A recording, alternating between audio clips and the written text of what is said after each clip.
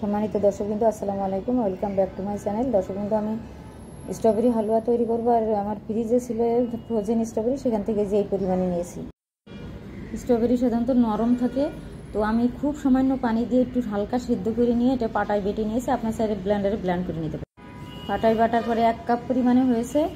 আর এখানে আমি 1 টেবিল চামচ ঘি দিয়েছি। ঘিটা মেল্ট হয়ে গিয়েছে। এখন আমি দিয়ে দিচ্ছি বড় একটা দারচিনি আর 2 টুকরা এলাচ। একটু ভেজে নিয়ে এখন আমি দিয়ে দিচ্ছি বাটা স্ট্রবেরি।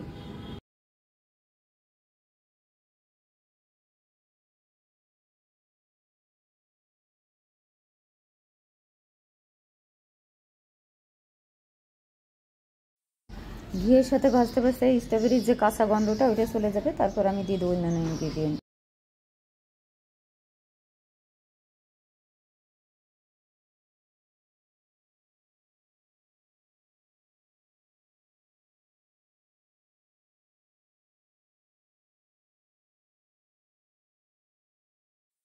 এক টেবিল চামচ কর্নফ্লাওয়ার 1 টেবিল চামচ পানির সাথে গুলিয়ে রেখেছিলাম, সেটা দিয়ে দিলাম।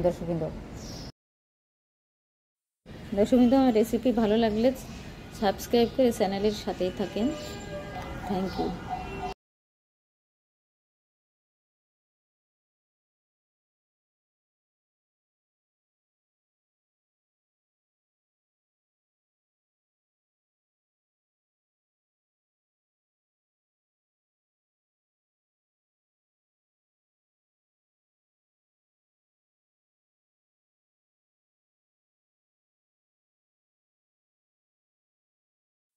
ঘিয়ে ভাজতে ভাজতে এরকম যখন আঠালো হয়ে গিয়েছে দর্শকবৃন্দ, তখন আমি দিয়ে দিচ্ছি 2 টেবিল চামচ পরিমাণে চিনি।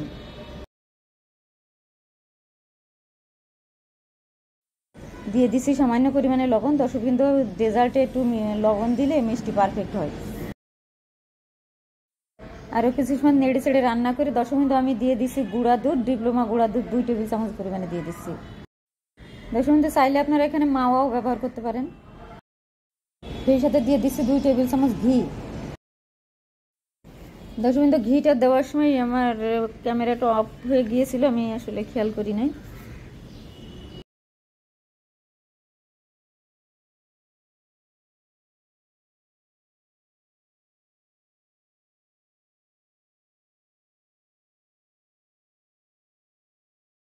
দর্শকবৃন্দ, এরকম একটা থিকনেস যখন আসছে তখন আমি চুলা থেকে নামিয়ে নিচ্ছি, কারণ আমি এটা চামচ দিয়ে কেটে রুটি দিয়ে খাবো। আর আপনারা যদি বরফি আকারে বানাতে চান তাহলে আর কিছু সময় আর একটু শুকনা করে নেবেন।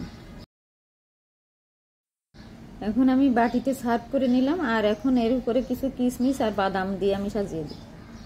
দর্শকবৃন্দ, চাইলে আপনারা রান্না করার সময় ভিতরেও এটা একটু হাফ ভাঙা করে দিতে পারেন।